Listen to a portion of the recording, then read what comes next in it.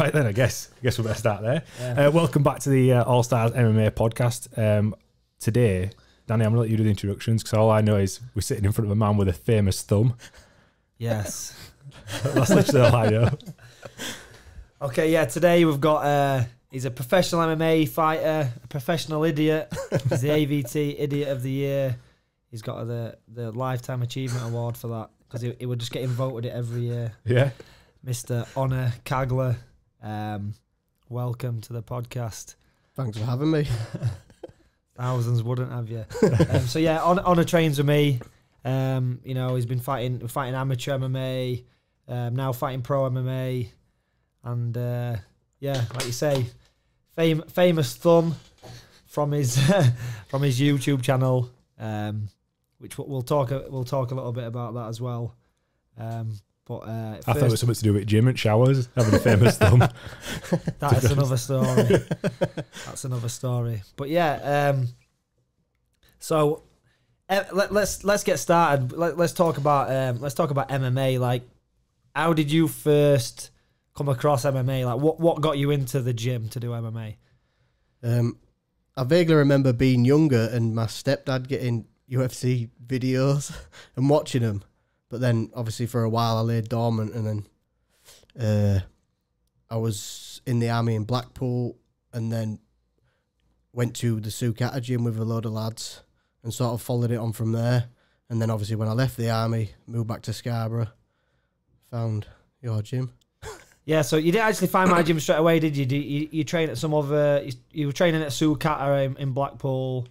Yeah.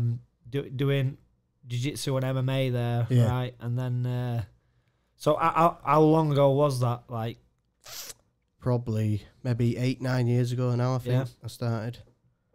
Yeah, I went around a few gyms, you know, because I trained at like a decent gym like Sukata. When I go to other gyms and I seen how bad they were, I was like, this isn't the same.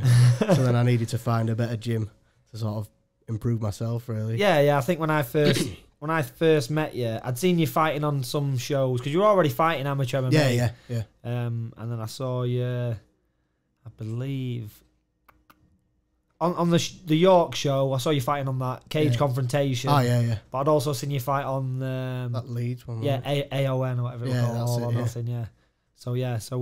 So I kind of knew you, and then I believe you trained in a session. I did a session at York, and you trained in that.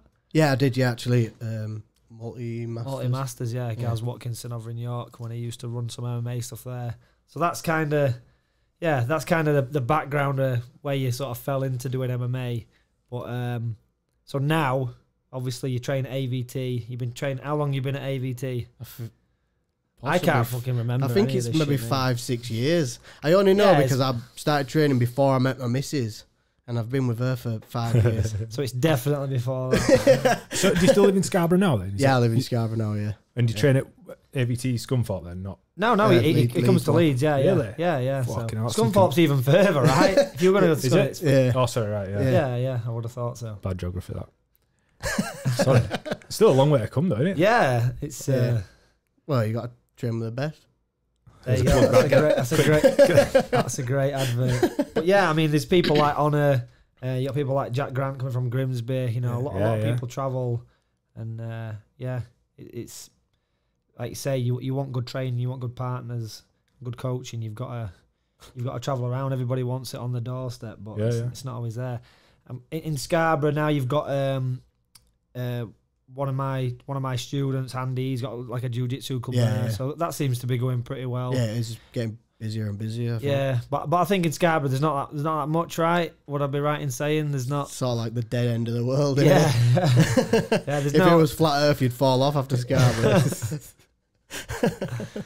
Yeah, so there's some like boxing clubs and that, right? Or... Yeah. I've got like the boxing clubs aren't as good as they used to be, but yeah, there's boxing. I've got like a decent boxing coach there, so yeah, and there's a Thai boxing club, right, as well. Yeah, CrossFit. You're I do 1 or 2 CrossFit sessions. CrossFit wanker. Yeah. It's funny when you said Scarborough. I knew that there were CrossFit boxes in Scarborough. I didn't actually know that.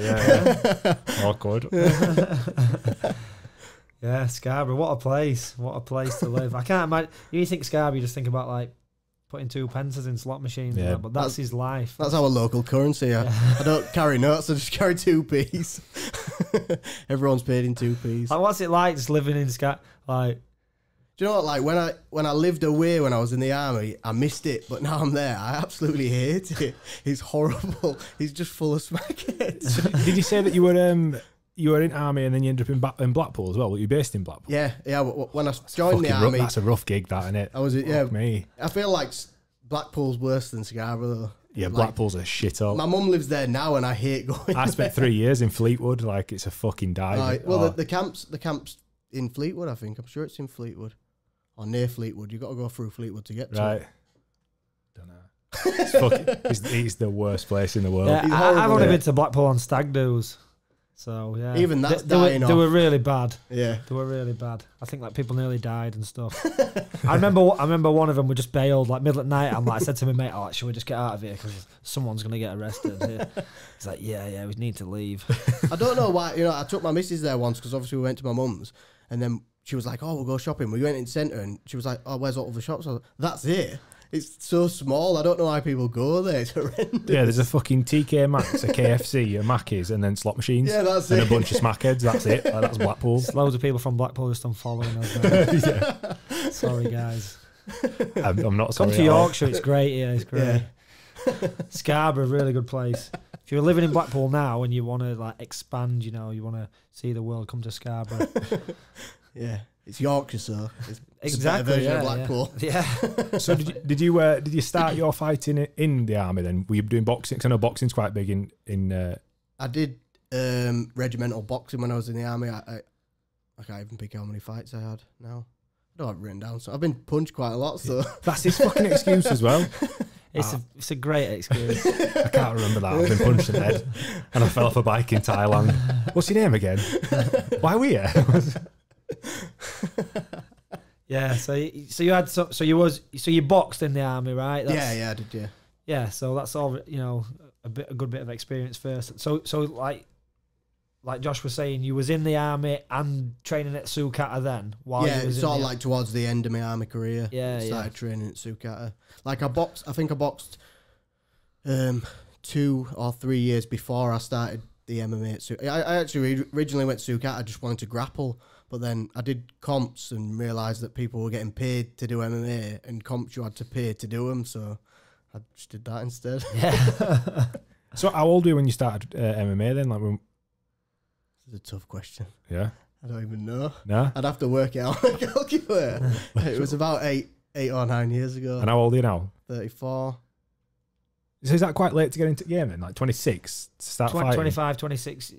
Yeah, I mean now I'm 26 and like I wouldn't even like to think about starting fighting now. Yeah, but I spoke to Tom Crosby. He started late, didn't he? Yeah.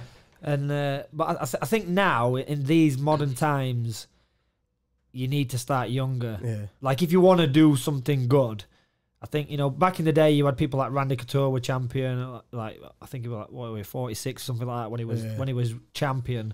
Whereas in modern times now you got people like John Jones, 21 is a champion, and so times have changed. That the average champion is younger now, and it's only gonna get younger because people are just getting better at an earlier age. Yeah, I mean that was quite evident at that fight night, that risk fight night. Like the young lads that were in there stepping in. Him that nearly killed Hodor, Dan. He's about 12 years old and he head kicked that fucker into another world. Did he? I know, that was bad. That was really bad. I was like, oh no. Yeah, but they're proper young, aren't they? Yeah. And that guy was a man. He was fighting a man and he knocked him clean out. That's what I thought. Like, and it's like Louis. I remember watching Louis when he was 16, I think, and he fought for. I think he was fighting for like a British title in Thai boxing, and so we had to lie. I think it was an adult's title, so we said, "Oh, he's 18," but he was 16. Yeah, So and he fought and he sparked the guy out, like sparked him. And I'm like, shit, that guy's an adult. He's just been knocked out by a 16-year-old. It's mad. I mean, Liam Harrison was talking about it on, I want to say, one at Rogan podcast. He was saying some Thai boxers that are coming through now, they're fighting for titles at like 14 and cleaning like men out. That's fucking mental, that. Yeah, it's crazy. So, yeah, we're too old now. Too old. Definitely. But again, with age comes experience as well. So it's like, you look at someone like Tom, like you say, he got into it when he was a little bit older. But the thing is with Tom, is he'd played professional rugby for a long time, so he's coming into it with a background in something. You know, well, that's it. Like that athletic ability has got. There's a lot to be said for that. Being able to be regimented, I suppose, with your training, and even for dieting, just to be strict. You know, for the season, like that's something that'll carry a lot of weight. Whereas like just somebody that's just coming off the street thinking, right? Yeah, I like to think like when I got into it, like if you watch any of my older fights, there's like no technique, there's no nothing, there's no.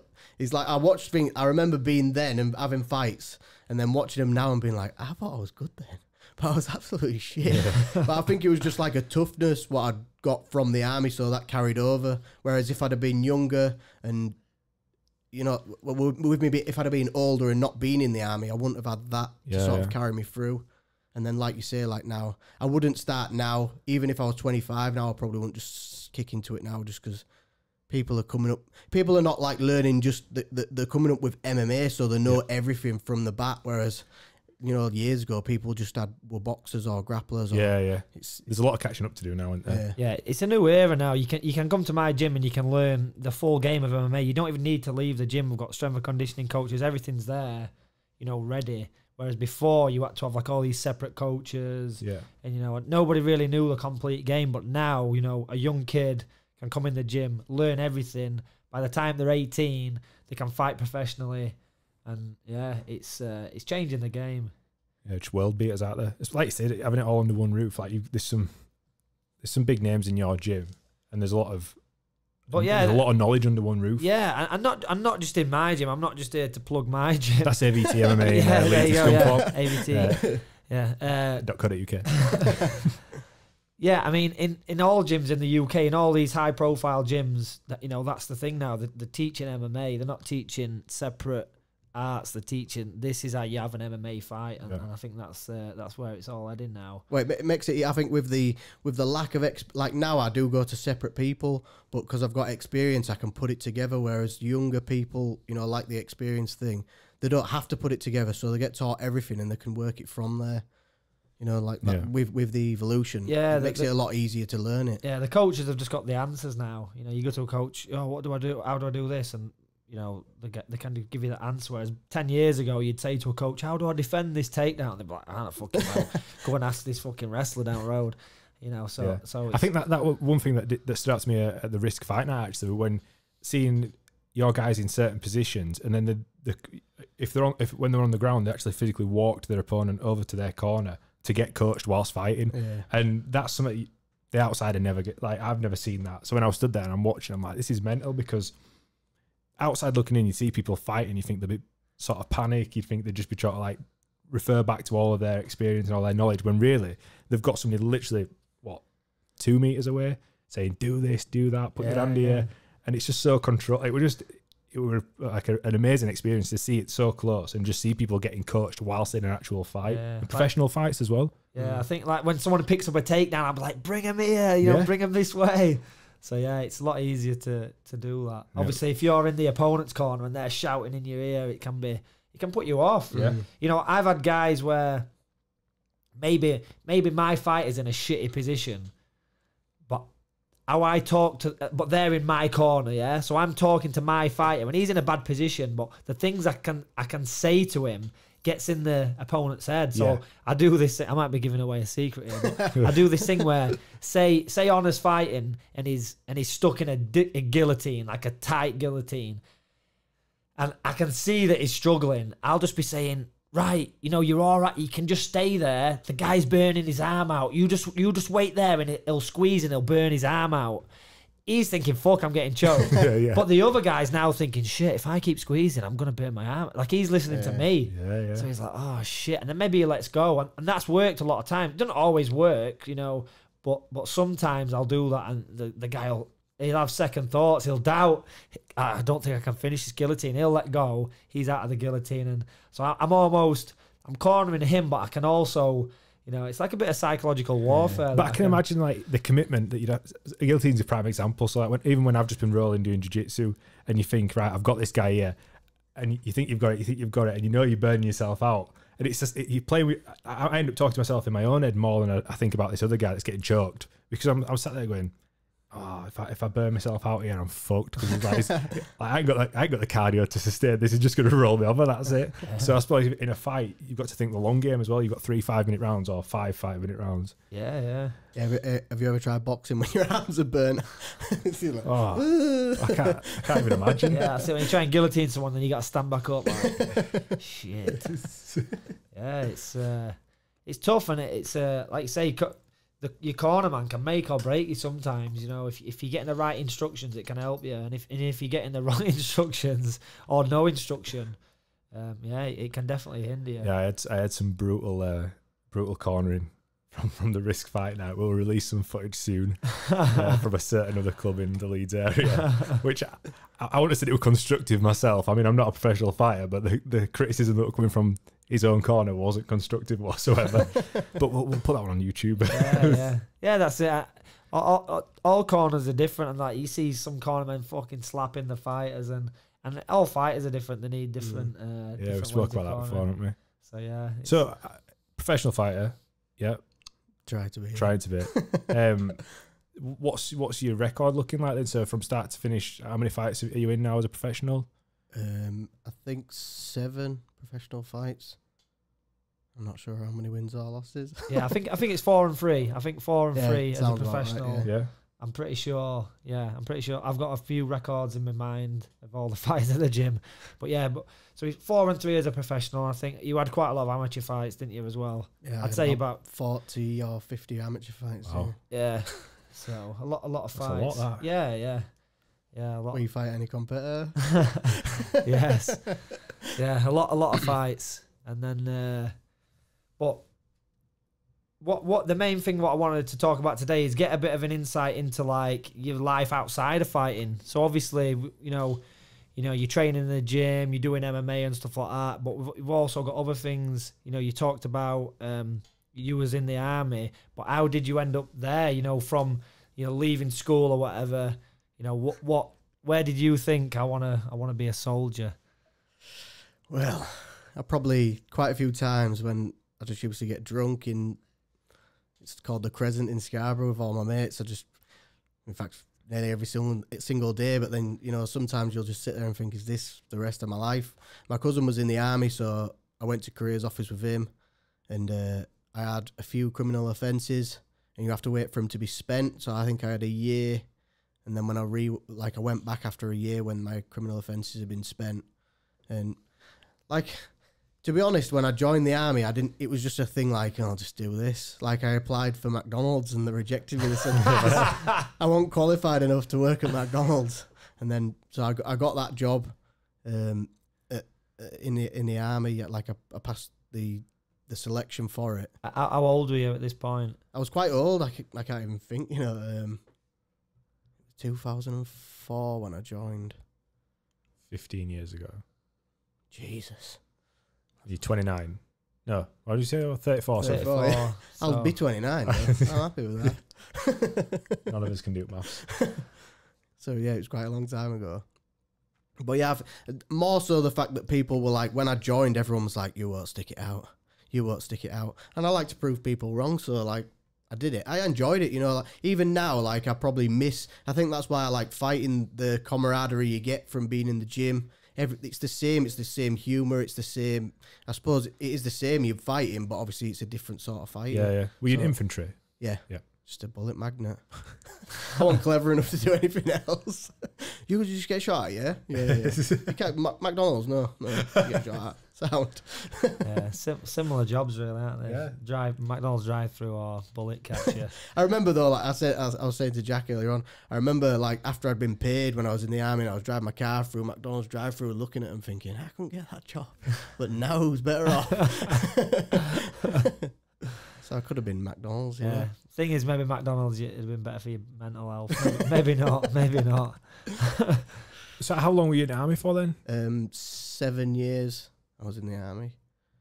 So I'd probably still be in now, but they forced me out because of my tattoos. It went through like a redundancy phase when they were making people redundant. And I remember getting shouted into office and the I can't think who was in charge. And he just said to me, he said, you can either sign off now. It was before Christmas leave. He said, you can sign off now and we'll give you 6 months, or don't come back after Christmas leave. And I had my first lad then, so I was like, right, I'll sign off, yeah. And then sort of from there, it was sort of a snowball downhill, yeah. A snowball downhill? Well, yeah, from me getting out, because after that, a lot of people felt sorry for me because they knew that I didn't want to get out. I was getting forced out. Right. You know, if you actively sign off yourself and you want to get out, then you get forced to do things. But like from there, people just left me alone. Like I just went to camp just to be there. I stay in bed. You know, I didn't get called on parade or anything like that. I didn't do any sort of training for anything. What, for the 6 months you had to? Did you say you had to do 6 months, serve 6 months afterwards? I was supposed to do 6 months. I left after 4 because I remember I was in my room. Everyone was out on exercise. I was in my room and a Scarborough lad came in and he said, one of the sergeant major on rear parties said, get in his office or he's going to knock you out. So I said, all right then. I said, I'm leaving this camp now. If he wants to knock me out, come to my office, like come to my room and tell me he's going to knock me out. And I just packed my stuff slowly and went, and then they sort of just ripped me off from there. Fucking hell. So what tours did you do whilst you were in the Navy, in the army, sorry?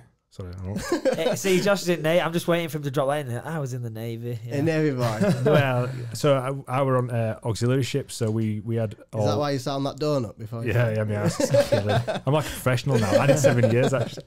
So like, we were on auxiliary ships, so we had like all Royal Marines, weapons and ammunitions. So yeah. Like you said, it is good camaraderie. It's like travelled world as well. That's what. It's close knit, though, isn't it? You know, like you're just together. You're sort of like a family type thing. Yeah, and then you get for us, you just end up in a port and just get shit faced around the world. Like we've literally pissed it up in Ghana in like little shanty towns. It's like mental, you know. Never gonna have that experience again in my life. You definitely get to see see a lot of the world. The seedier flats at world. Places where you don't actually want to see. Yeah. So what tours did you go on then? I did 2 tours of Afghan and 1 tour of Bosnia. Wow. That's it.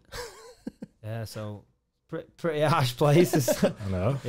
Bosnia wasn't too bad when we were there. It was such a weird tour. Like obviously they had the wars or whatever they had in Bosnia, but we were there as police. So we were higher ranking than the police, and we were policing the streets. But the big thing we were policing was illegal transportation of trees. It's weird. So we like if we see like a big wagon, you know, with loads of like logs, like big trees on the back, we'd have to pull them over and check them because they'd be tagged if they were legal, and if they were illegal, they wouldn't have tags on. So like, what's the benefit in smuggling trees? I don't know. It's so weird. Like now I think back, like then I didn't care. So these like trees full of cocaine. Really. Yeah, just full of cocaine and weapons and stuff. It's such a weird thing, like to. That is a bit bizarre. Did you not ask no questions like, why the fuck are we guarding these trees? Like, what? I remember there was a picture of me in the paper actually, like stood like on like with my rifle on one knee like that with loads of trees with the tags on behind. And they put it in the Scarborough paper. Then like now, Onor's doing a really good job. He's over in Bosnia guarding the trees. Doing well.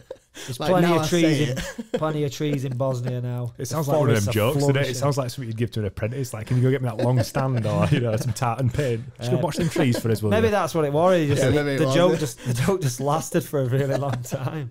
Like how long was you there? 6 months. 6 months. Yeah. Maybe that. Yeah, 6 months just stopping people. But did anything else happen while you were there, or was it just that? Was it literally just like policing? I think the biggest thing was there is like Bosnia. I'm sure Bosnia is like one of the most mined places in the world because they drop mines. Like now, if we drop mine, you've got to have you have maps of where mines are dropped because obviously they can't pick out who they're taking, kids and stuff back. So like we were going in areas and we've got a map and it's known for mines. So you've got like a track and you've got to stay on that track. There could be mines either side. So that was probably the biggest fear there with us going finding logs and stuff.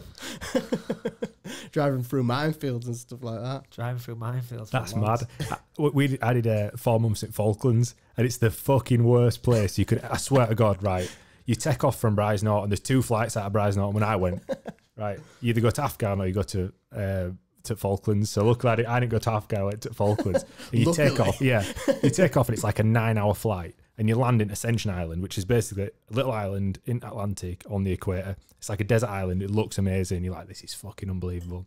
Then you get on it refuels. You do another 9-hour flight or 10 hours flight to Falklands. So you're like down as far south past Argentina until you hit Falklands Islands. And it's like landing back in Manchester. It's just a shit old moorland, right? There's no trees because it's too windy. There's just bushes that grow like sideways. And it's like 3-legged sheeps and signs for mines everywhere. And there's a sign that, like, when you go to Port Stanley, and it says twinned with Whitby. That's, I swear. There you go. I swear to God. And you're at Falklands, you're there, and all RAF lads. So the work, like, all I learned from being at Falklands was the worst job in RAF is the poor cunt that's got to drive the coach around Bryce Norton Airfield, and that's all he does all day. It's always grey. It was never sunny.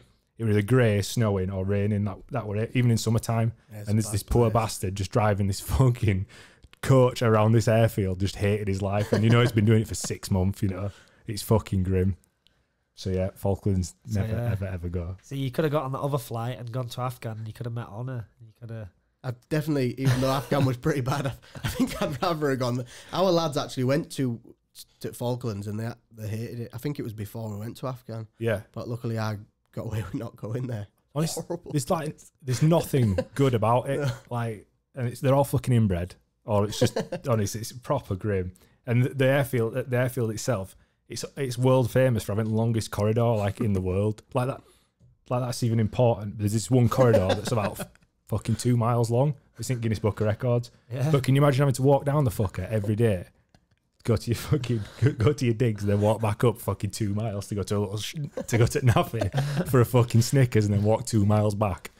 Everybody wants to kill themselves. It's fucking grim. I know when our lads got back, they were just like, why don't they just give it to Argentina? Yeah. Well, we were only there just to show a presence. Yeah. Like, we'll just give it back to them. I thought that. I was there in 2012. It was 30th anniversary. And they were sort of like posturing a little bit with Argentina. And I thought, we might kick off. Fuck all we can do because we haven't got any aircrafts or weapons or fucking anything. Just to show a presence. Yeah, a few sticks. They just blow it up. Like, I was down there at the same time as Prince William. He did a tour down there before he got married and had his kid. So he was doing, for search and rescue. Yeah. And he was there and he looked fucking depressed as well. So, yeah, fuck that. Crazy. So you was on the other flight. You went to Afghan. Segue. I didn't want to think we planned that. Yeah. We actually haven't. It's brilliant, that. So, yeah, two tours of Afghan. So what were it like? What was your role, when you were there? The first time I was just sort of like a dog's body. We were in Kabul the first time. It was pretty quiet. I think the second time was in the Herrick.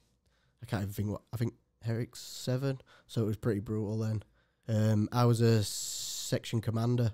But we worked with the Afghan National Army on that one. So it'd be a section of 6 of us living in a patrol base. Everyone else is Afghan Army. And we were sort of mentoring them. It's called OMLT, Operational Mentoring Liaison Team. Omelette, as I like to call it. I've seen a T-shirt with that on. It looks like it says omelette. Omelette Commander. Yeah. So it was. I think that's like the hardest thing of it. Obviously the first time when I went into Afghan, you're in a main camp with all everyone else, but this time there's just 6 of you with lots of people who, they might not like you. And you're sleeping, like you go to sleep. What you never know what's going to happen. It's actually happened on the tours after where people have gone rogue. Is this with Afghan national, like their national army or their national police that they've turned? The AMP were the ones who turned, but it works weird because like the national army, like say if we were in Sangin, the army are not from Sangin, but the police are from Sangin, so they're more corruptible, if you get what I mean. That's why they'll bring the army in from other places to there, so they're less corruptible because they don't know people there, so they don't have like a allegiance to any particular person, family members or whatever. Which is what the AMP, they were local to that. That was like our battalion were there and did the clear up on that when the AMP guy went rogue and started murking people off. Yeah, there's a guy he does a lot of public speaking around here now, who was a colour sergeant in the army, and he were there at the time when one of the guys went Afghan, I can't remember what it was, whether it was police or it was an AMP guy turned on their guys and killed. How many people did he kill? In camp, in base. Yeah. I think he killed 4 British, and I think there's quite a lot more of the foreign people died in that as well. It's mad. Can you imagine? I think possibly 9 in total. Yeah. I think 9 in your safe zone as well. Yeah, exactly, when you're just chilling. Yeah. All right, mate, how's it going? Nice one. Yeah, he does talks around Yorkshire. A guy called Chris Robinson. He's got his things called Maven Training. It might be worth you chatting to him, actually. He's sort of like building up a team of ex-forces to talk about their time and, you know, sort of give like keynotes and whatnot. But that's part of his keynote speech is, you know, that and then how they went on to try and rectify the problem, because they initially like segregated people. So segregated the Afghans from the British forces. But then realistically, you can't segregate. You need to get them together so that you can spot it before it happens. So you need to get people together so you can watch people's patterns and behaviours. If it would ever happen again, they can prevent it, rather than if it would just split, they'd just be planning their attack again, wouldn't they? I think the Afghan army are pretty good. You know, I remember we had a commander and he'd fought the Russians. I can't think what side he was on. He fought the Russians when the Russians were in Afghan fighting there. And I remember when my boss got killed, he was just like, we're going to find him and we're going to kill him. And he was just brutal. And I remember once we were like asking him, like, what would you do, you know, if you were in charge of all this? And he said, basically, I'd just get everyone out who's good and nuke Afghan. Fuck. Yeah, you can't do that, but yeah. I like your ideology, because he said like basically like he was on about basically Afghan. If you look through the history of Afghanistan, they've always fought. Yeah. They fight other people. They fought Russians, and then they split up. Then they fight each other. You know, the Mujahideen fought the Russians off, and then the Mujahideen split. Which one was the Taliban? One was the Mujahideen, and then they fought each other. The Taliban came victorious there. And it's just a big spiral. Like through lots of history, even like years and years, like hundreds of years ago, they've always been fighting. They're just a fighting nation. Yeah. I don't even think. I'm sure Afghanistan as a country have never been beat in like any sort of fighting scenario, or you know, like had their asses handed to them in that sort of scenario. Fucking hell. Crazy, yeah. So you. So your role there, you were like a liaison, if you like, between the Afghan army. Yeah. So we'd show them tactics. You know, we'd go out on patrol with them. We'd try and put them at the forefront, like of the patrol, so they're patrolling. Because obviously it's hearts and minds. We weren't there to try and kill people. We're there to put peace. You know, make people feel comfortable in the towns. So they won't feel comfortable with like the British people. Yeah, if you just march in. Yeah, exactly. Yeah. So. Like that's the thing. What the Americans did wrong. The Americans, like that we seen in Sangin, they're patrolling on their own. But so we obviously we're more forward thinking. Americans are just going, oh, they just want to shoot someone. So we take them out on patrol, put them up front. If there's like one of the chiefs or whatever they're called, we'd send them in to speak to them. Like they'd have to liaise with the chiefs rather than us going and being like, oh yes, you know, it makes it a bit more personal to them than just some random, like an English guy don't care, but an Afghan guy is obviously going to care a bit more. Yeah. It's his own country. Yeah. So this story you talk about in Sangin, like I've read it and it features in a book. Oh yeah. Yeah. So a few people have seen that, and I know you've shared it online and stuff like that. Yeah. But would you say that was like the major thing, like in your whole army career? That's the one thing that kind of stands out as like, you know, the big event, if you like, that happened when you was in the army. It's kind of life changing, isn't it? Because obviously, when you've left the army, you know, people talk about things like PTSD and stuff, but this is stuff that you've gone through and you're dealing with and that. So yeah, you know, sorry, yeah. I'd definitely say like that. I think I even spoke about it to my missus not long ago. I say like that is one of the things what's made me the person I am today. Like before that, I was sort of a similar person, but not as in touch with reality, or like, I don't know, you find your emotions, you find stuff becomes a bit more clearer. Like I'd say even stuff like, you know, people worry about dying, like me, myself, I don't think to myself, I'm scared of dying. I just think I'm going to die, but make the most of my life before I die, rather than being like, like spend every day worrying about dying and then you're going to die anyway. Yeah. Just enjoy your life. And then when you die, if you can look back, I enjoyed my life and I died. For obviously for the people that don't know, including myself, can you elaborate on this story? Because like you two, obviously, it's like you segue. No, but like you two have had like a chat then, but like me as an outside listener and myself, I don't know what you're on about. That's it. Like I say, he spoke. What's the book called that it's featured in? Do you know? Operation Snake it's by a bloke called Stephen Gray. Yeah. It's got loads of stories from our battalion. It's like a collection of different stories that happen. Yeah. It's a decent book. I think I do have it home. I've got it on the audio. Not audio. Kindle. Kindle. Yeah. I've seen some screenshots and stuff. But yeah, if you want to like Yeah, you don't have to. Like by all means. Like, it's just I'm outside looking, listening. I'm thinking if other people are listening, and I don't know what you're actually talking about. Other people, only people that know you two are going to know. Yeah, that's it. Let's give us your rundown. As it's one of them things. Like people always worry about asking me about things, but through going through all the trauma resettlement or whatever it is, they make you talk about it anyway because they say that your mind's a storage thing, and if you don't talk about it, it don't go in the right whatever. So yeah, I'm happy to talk about it. Basically, when we were in Sangin, our battalion moved on to somewhere else, but I stayed over in Sangin while it was artillery came and joined us. So I worked with 4 artillery and then an LE captain. Like an LE captain's a guy who's gone through the ranks, so he started at private and he's gone through the ranks to become captain. I think you do 22 years in the army, and he was on his 25th year, and like this was going to be his last year in the army. And he was a Scottish guy. I can't think what his regiment was, but basically, like, so we all worked in a team with the Afghan army. Like one morning, obviously, you go on patrol every single day. I think sometimes you do 2-3 patrols a day. We went out on patrol. Funny story though, like the day we went out on the patrol, we walked past one point what we'd only been past once, and the last time we walked past it, it had a bounding mine on it, so we never went there again. We crossed it off because I think I was either up front or second with my old platoon, and the mine jumped up like probably waist height and then just landed on the floor. So when you say a bounding mine, that's what it is. It's like it fires up, and usually it's on like a cord. It'll pull the pin, and then it explodes. And it's made to maim people. So the theory is, rather than just kill one person who you could leave behind, take out 2 people who are still alive, and then 8 people have got to carry those 2 people, slowing everyone down so you can attack them. So yeah, the bounding mine jumped up, and then it just landed on the floor, and it felt like slow motion. Like I remember just looking. It was just like someone had just chucked a rock and it just hit the floor, and then we were all like, look, and then nothing happened, and we all turned and looked at each other, and then it was just like, Jesus. Okay. That was a close call. Has anyone got any spare pants? But then it ensued of like a long day of waiting for the demolitions to come out and explode that.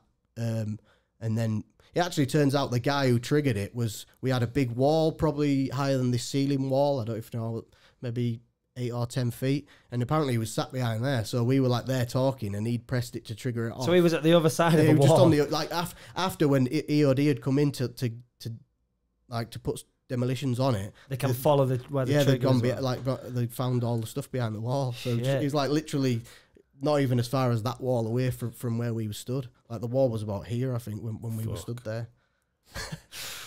But yeah, so that area what we started to patrol on the later on patrol with the different platoon, that was the first time. Like you sort of like you get like I wore this is going to sound disgusting. I wore the same trousers for 7 months, not washing them. 7. I've still got them in my loft. I wore the same boots. Still not washed. No, still not washed. Actually, genuinely still not washed. The same boots, the same trousers for the 7 months I was there. Even when I went on R&R and I came back, you get like superstition about things. You know, like you think like, if I change my trousers, I'm gonna get killed. But like, so when we walked past that point, I sort of had like a superstitious, like gut wrenching feeling, like Jesus, that's the first time we've been past here. But then like, crack on patrol. I think that was on our way into the green zone because we had a big like river running through where there's loads of greenery. This was outside the green zone where it's like desert essentially, but because there's water running, greenery and stuff can grow.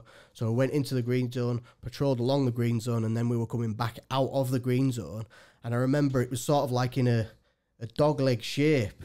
And I remember we walked out of the green zone into like so there's like buildings, and then turned left. And I remember looking probably about 5 meters in front of me. My captain, the bloke who was in charge was there, the Captain McDermott. And I remember looking at him thinking, I'm too close here, so I'll back off. So I sort of stood there for a bit and let him patrol further around. And then I came round the corner. And I remember just looking at him as he got to, there was a T-junction. And as he got to the T-junction, there's sort of like a door to the left. and then I just remember just saying, and I remember just like the, you know, like the chaos, and just being like, what's even going on? And all the Afghans started shooting back, you know, because they were in front of him. The so they was leading the patrol. They was in front. So the explosion was behind them. So they turned round. So was you at the back then? Yeah, I was the very last man in the patrol. Yeah. And so they turned around and started shooting back at me. And I'm like, stop firing, stop firing. And at this time, like the sort of the dust sort of settled, and all I can see is a leg with like camo trousers and a boot on. That's it, just a leg. And then the interpreter's lying right next to him. So I couldn't communicate with the Afghans because the interpreter was like, he basically looked, I can't remember what I explained to someone once. It's like he just got shot with a shotgun, like from his head down to his waist. Right. Just holes everywhere. I remember like I was just stood there. It's weird to think because I went through moments of like I'd stand there and I'm like, right, I need to do this. And then I'd be stood there and I'd be crying and then right, I'm going to do this. And I'm crying again. And then, you know, like my emotions were like all over the place.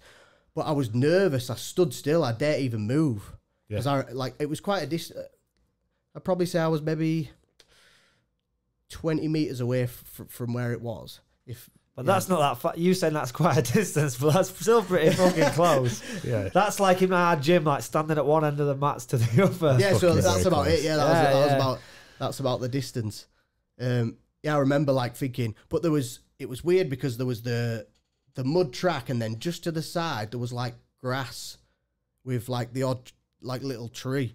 And I remember thinking, well, there's grass there, so there won't be anything buried there because you'd see the mud, and no one's going to walk because it was inbuilt, you know, like, so if the wall was set back a bit, there's grass there. You couldn't just walk because you'd hit a wall on either side. So I thought, they won't put anything there. So I stepped on there and I walked towards where everyone was. I remember getting to the interpreter who was lying there, and his thumb was like pointing downwards. You know, like his thumb was holding on by just one little piece of skin. I remember like touching it a little bit and just be like, oh, Jesus. Was he, so he's like completely dead at this point? No, he was alive. The interpreter was alive, but he was just like making weird noises. So I had to give him morphine. I injected him with morphine, and it was just, there was no radio. I had no radio. The captain had the radio. So, you could let yourself back up if you need. His chair's just slid down, that's all. There we go, we're good. Sit with my leg. Yeah, the captain had the radio, so I had no comms with anyone. In fact, I've missed a whole part of that story out. So we go out usually in a 6-man team with 12 Afghans. One of the lads stayed back, so we ended up with, we split up to do, I can't think what it's called now. You sort of zigzag over each other. It's like an old island tactic. So we split up into a team. So in my team there was 6 Afghans, me and my boss, and in the other team there was 3 British and 6, and they went off somewhere else. So this is obviously, I've missed that out. So that's why it was just me and my boss and no other British soldiers, and then 6 Afghan soldiers, and the interpreter.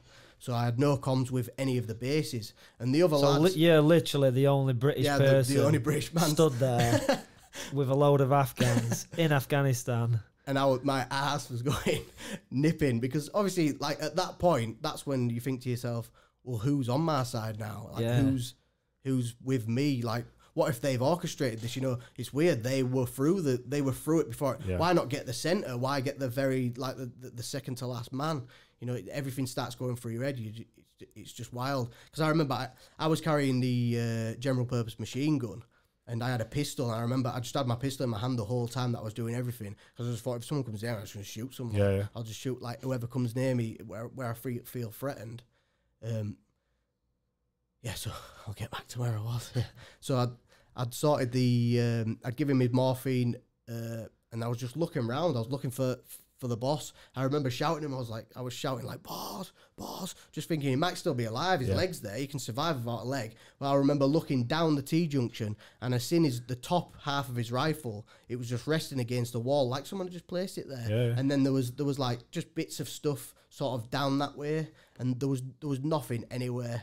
there were lots of high buildings around us, you know, so there was only like the T area of the road, and I was just looking everywhere and I couldn't see him. But then a pickup truck comes flying down, and I'm just telling them to stop. Obviously, I don't want them to hit anything. I think it was just a civilian pickup truck, and I tell them to stop, and then I tell I get the interpreter, pick him up, put him on the back of and tell the pickup to go to the DC, which is the district centre where our main base is, and then that flies off, and then I'm just stood there thinking, why didn't I just get on that wagon? But you know, I had like a duty of care to the Afghans, I suppose, and then I start trying to place them in the sort of all-round defence to stop more people come. Because at that time, when the van came, the pickup came down, that's when I was like, right, I need to stop people coming down here because there could be more dangers in the area.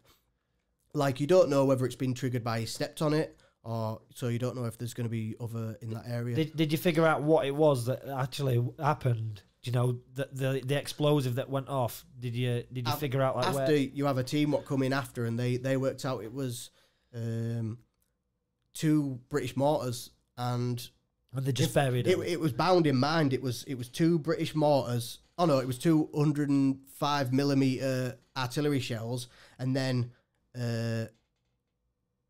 3 meters down, 2 British mortars. 3 meters down, 2 British mortars. So if it had all gone off, everyone but me would have been dead. Yeah. But luckily, when it went up, when it blew up the first time, it ripped the rest of the charge off, so it stopped them from blowing the rest of them off. So there was no connection to the others. No, so like there was no leading connection, which was pretty much a bonus. Because I remember after when they said the reason why, because I was close, they said the reason why you didn't have, because I remember standing there after and I was like, well, not after the whole thing, you know, when I got back to camp, like touching myself thinking, have I been hit? You know, you hear people who've been hit and they don't know they've been hit, and I hadn't. And they said that because they buried it quite deep, so when the charge went off, it came up. That's why the interpreter who stood next to him was fragged from the waist up, even though he was stood right next to him, because the explosion went up. Yeah. That's why it took his leg off, because it sort of like he was stood above it, and his leg was next to it. Right, yeah. So after that, after I put everyone in sort of an all-round defence, I then decided I ran a mile from where I was to our patrol base to get Kingy, who was at a patrol base. And I know there's obviously we had a wagon there. I remember just running there, I had my pistol, and I was just firing it in the sky because there was bikes and people were coming in. Obviously, you know, like they don't want the fight, they don't want the war, but they hear an explosion. They're curious as well, so they're all sort of like looking. There's a British soldier running up here. But to me at that time, I'm thinking, well, one of them could want to try and wipe me out as well. So I'm running up there, just shooting my pistol into the air. I get to the patrol base, and I remember, I don't know if Kingy, because he'd had an injury, and I remember him coming through the door, and he was like, "What's going on?" I said, "The boss is gone, mate. He's gone." And he was like, "What do you mean the boss is gone?" I said, "He's gone. Like, he's gone." It was so weird because obviously I'm saying it like he should understand me, but he's like, it's disbelief, you know. You could see the disbelief, and I was like, we need to go to like I said, I don't know where the rest of the team are. We need to go to the DC so we can get comms to the DC. So we got in a wagon. I was gunner on it, and then he drove us to the DC, and I gave them sort of rundown of what had happened. Went to see if the interpreter by then had already been flown off, so he could get sorted out. And yeah, I told all them. I remember going sick when I got in there, because, you know, like the one weird thing is, you know, if you're in a firefight, when you're out there, everyone is there backing you up. You know, everyone, all these high ranking people are there because they want to shoot stuff. An explosion goes off, and I don't know how much time had passed, but no one. Do you know what I mean? Like, I felt like I was on my own. I remember going in there and I was shouting at everyone, calling everyone dickheads, fanning. You're all this, you're all that. Yeah, you've got no spine and all this, and, you know, and it was a pretty wild time. I think they probably let me off because they knew I was a bit edgy at that time.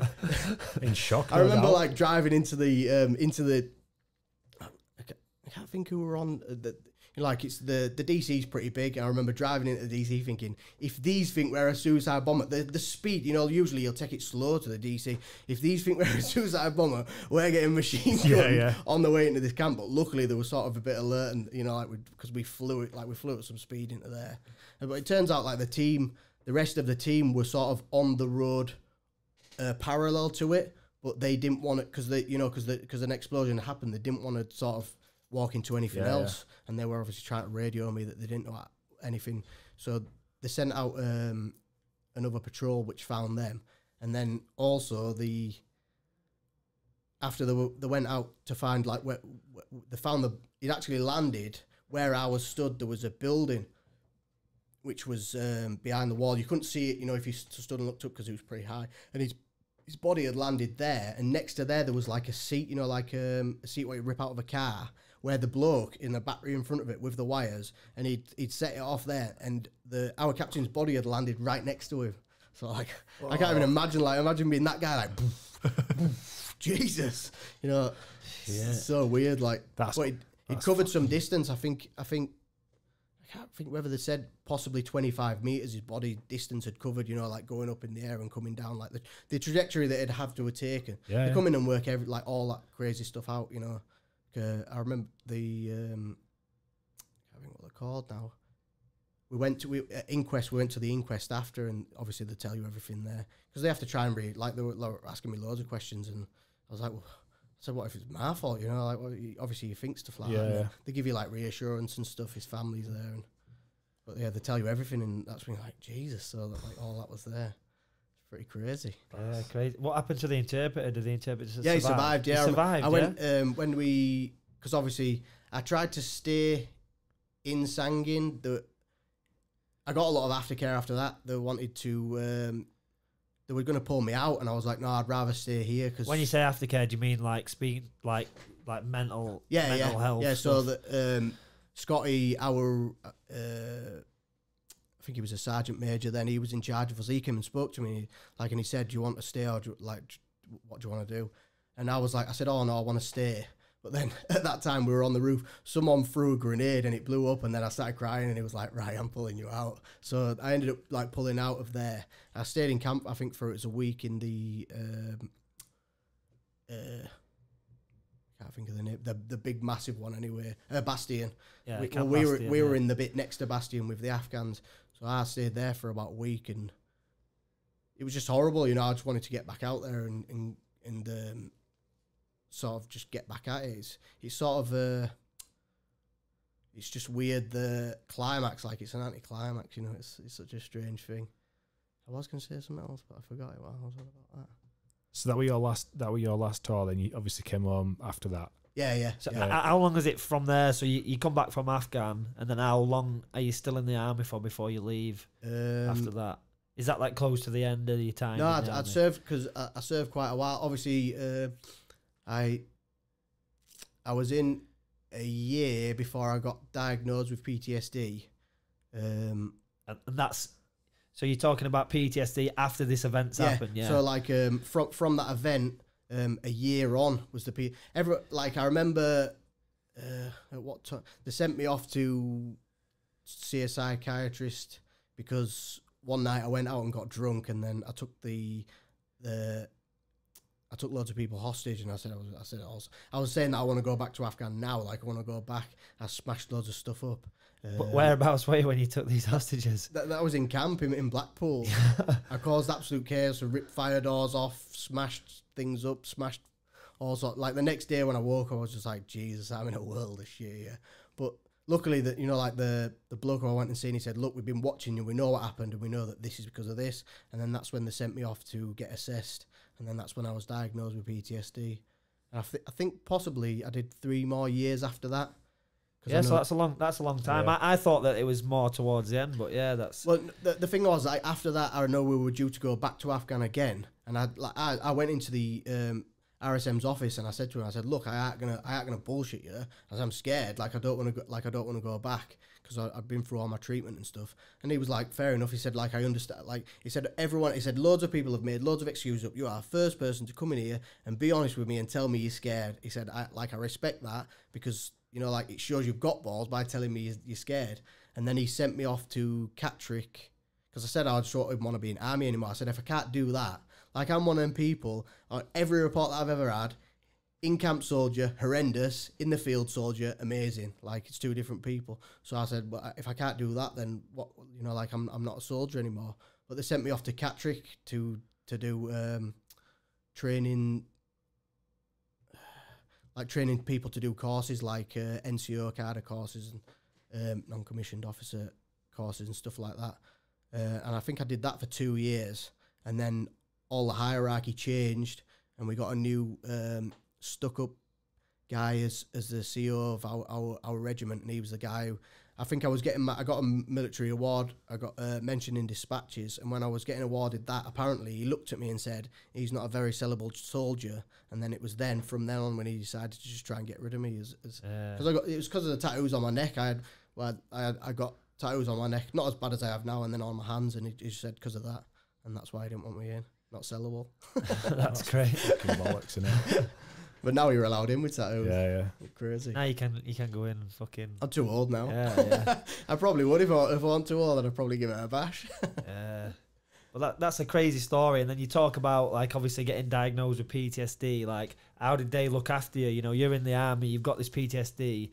Are they looking after you all the time with that, or is it something that they sort of, you know... I think I'd like to say I was looked after, but because I was the first of our regiment that, for anything, that was like the biggest thing of the tour, like the biggest, well, barring other people dying, but someone being there and something happening, that was like one of the biggest things of our tour. So I got looked after because of that. But I'd like to say that, you know, just because that happened to me and I got PTSD doesn't mean that other people need something that traumatic to happen. There was people who could have just seen someone get shot or something small happen, and they are getting looked after as well. But I'd say as far as being looked after, I definitely got looked after a lot better than other people got looked after. But what about when? So they say, you know, look at you, you got tattoos we don't like you. They fuck you off from army. So once you're out of army, does that care continue, or is it like you're out of the army, you know, you're not our problem anymore? Is that the kind of case? Yeah, pretty much. Once you let, like, I went through like some crazy times once I left the army, like just not having any money, sleeping in my car. Obviously, I had a missus when I first came out of the army, but when the money stopped, and you know you can't afford to pay what you were paying before, the relationship goes to shit, especially because like everything breaks down. Like I'm like now essentially just a ticking time bomb. I'll snap at anything, you know. At the time you don't really think, like, when I first got diagnosed with PTSD, I thought next time I'll know what it's like, but then it don't go away. Like I remember a bloke I know who served in Ireland, and he said to me, he said, the best advice I can give you is you'll never get over PTSD. He said, you'll be able to manage it, but you'll never get over it. So like now I like to think, I've still got PTSD, but I'm better at managing it, you know. I learned to live with it. Like, yes, I'm going to get nervous with this. Yes, I'll have problems with that, but that's me. So do you do anything, so obviously managing it is the biggest part now. Do you do anything to do that? So like meeting with guys that you're in army with, talking with other people with PTSD, is something like this, you being able to discuss it, does that help, or is it what do you do to manage it now? To be honest, MMA is a big. It's like been like a really big, just the training. Like, you know, like there was like times when I came out of the army and I didn't leave my flat. I remember going to the shop and buying a big, I think 24 pack of crisps, and that's what I survived on until they ran out, and that's all I had to survive on. And like, you know, when I started training, you know, doing all things like that, that's when I'm getting out of the house, you know. So like when I was going to Danny's, it's getting me out of. The thing is, like, if I was training somewhere in Scarborough, I could sack it off. Yeah. Because I'm going to Leeds, I'm driving all the way to Leeds, and it's getting me out of the house, you know. Even just that driving to Leeds, I'm out of the house there. It's too late. I can't then turn around and go, oh. Even if I turn around and go back, I'm already out of the house. So that, I find that the more you're in the house, the less you want to go out of the house. So once you're out, it's easier to stay out. Or so you're treating MMA almost like a job as such. So you're trying to get out as much as possible. And because like you've said about MMA before, it's like it's similar to being in the army in the respect that you're all kind of mates, and then at some point you're gonna have a fight, which is kind of like, I'm not saying it's anything like, you know, shooting at people and getting shot, but it's a similar. But I mean, there is a hierarchy as well, so I suppose that serves a purpose quite well. Because I mean, like seeing jiu-jitsu having the belt structure, seeing the coaches, seeing the head coach, like that is a structure that is there, so everyone can have a crack. But then when push comes to shove, like if you say this is what's happening, everyone says right, no fucking arguing, like it's happening. So I suppose that hierarchy Yeah, I can see. It is like I do like granted, yeah, the shooting and fighting, but it's the same. It's essentially, if you strip away what actually happens in a fight to the basis, it's the same. The structure's going to be the same. Yeah, it's like conflict at the end. There's going to be a conflict, but then you've got a team with you as well. So in that respect, it's similar. And I think is there some kind of organisation now that's set up where it's something to do with like MMA? Yeah, I think there is. There's like an MMA for like for like war veterans or whatever. It's like there's like some kind of program, and to help cope with. Because I think I remember an American guy years ago wrote an article on it. I can't remember his name now. He wrote an article on using MMA for PTSD, and obviously I was doing MMA then when I read it, and I thought, Jesus, yeah. Like at the time I didn't really think of it, but then like thinking like after I read that, I thought, yeah, that's pretty much what I'm doing. And it's the same as like people who are depressed. The best thing go fitness. Is it's good like. So it's the same. So for you using it as like a sustainable future. So obviously you're training now as an active fighter, but then natural progression, I assume, would be coaching. Would then be taking somebody under your wing or coaching a certain part of martial arts, and then be able to corner people. Is that something you'd look into, or is that not something you're interested in? Sort of like you do it anyway. I think like especially we've got a close team, so you're not just training, you're coaching. Everyone's coaching each other. We're that close where we'll do something, and then like if I get caught in something, I'll go, oh, what even happened there? And they go, oh, basically to do that with your leg, or oh, you had your leg there. So I think it's all sort of part and parcel with everyone helps everyone out. It's not like if someone will choke me out and then be like.